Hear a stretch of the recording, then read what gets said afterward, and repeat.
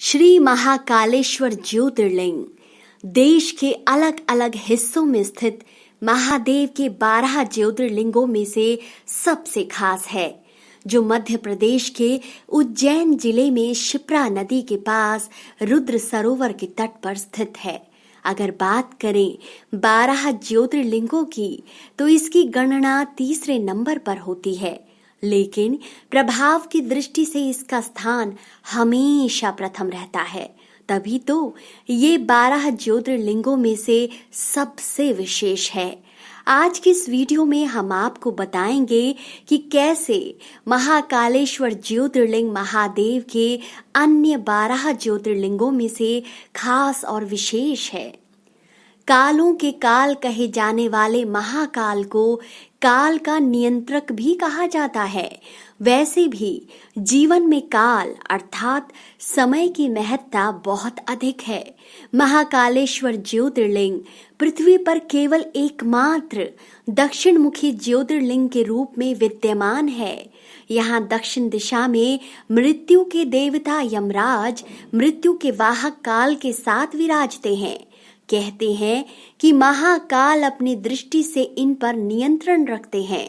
इतना ही नहीं, दक्षिण मुखी ज्योतिर्लिंग होने के कारण तांत्रिक साधक भी खास तौर से इसकी पूजा अर्चना करते हैं। स्वयंभू, भव्य और दक्षिण मुखी होने के कारण महाकालेश्वर ज्योतिर्लिंग अत्यंत पुण्यदायी माना जाता है और इसके दर्शन मात्र से ही व्यक्ति को मोक्ष की प्राप्ति हो जाती है। महादेव के इस स्वरूप को अवंतिका यानी कि उज्जैन का महाराजा भी कहा जाता है। 12 ज्योतिर्लिंगों में गिने जाने वाले महाकालेश्वर को शास्त्रों में मृत्यु लोक यानी भूलोक का अधिपति भी कहा गया है। तभी तो इसकी गणना ब्रह्मांड के 3 प्रमुख शिवलिंगों में की जाती है।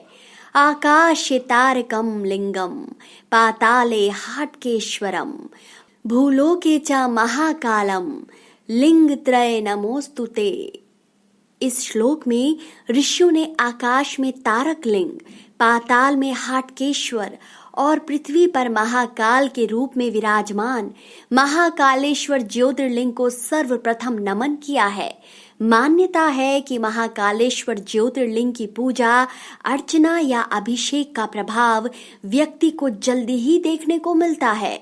जो भी व्यक्ति सच्ची श्रद्धा व भक्ति से महाकाल के दर्शन कर उनका अभिषेक करता है, महाकाल उसके जीवन की सभी समस्याएं व बाधाएं हर लेते हैं और फिर उस व्यक्ति को जीवन भर किसी काल का भी भय नहीं रहता, क्योंकि उसके साथ महाकाल का विशेष आशीर्वाद हमेशा रहता है।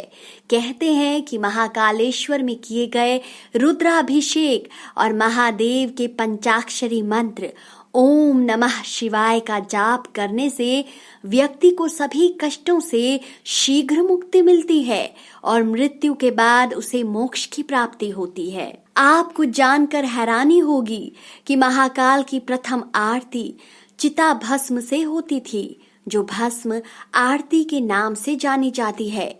इस आरती का इतना महत्व है कि इसमें शामिल होने के लिए महादेव के भक्त देश से ही नहीं विदेशों से भी यहाँ आते हैं और मध्य रात्रि से ही लाइन लगाकर महाकाल की भस्म आरती का इंतजार करते हैं।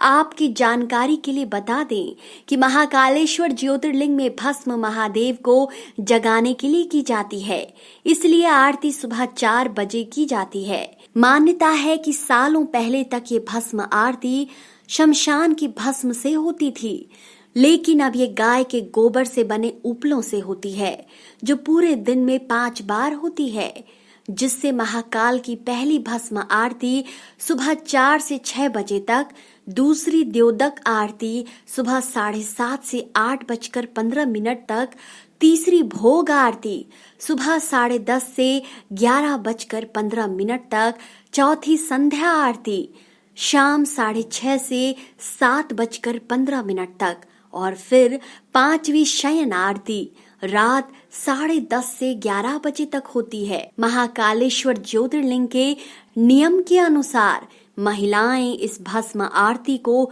नहीं देख सकती हैं। महाकाल की भस्म आरती और महाकालेश्वर के दर्शन कर भक्तगण मंत्र मुग्ध हो जाते हैं और अपने आप को धन्य मानते हैं। तो दोस्तों, कैसी लगी आपको ये वीडियो? अपनी राय कमेंट सेक्शन में जरूर बताएं।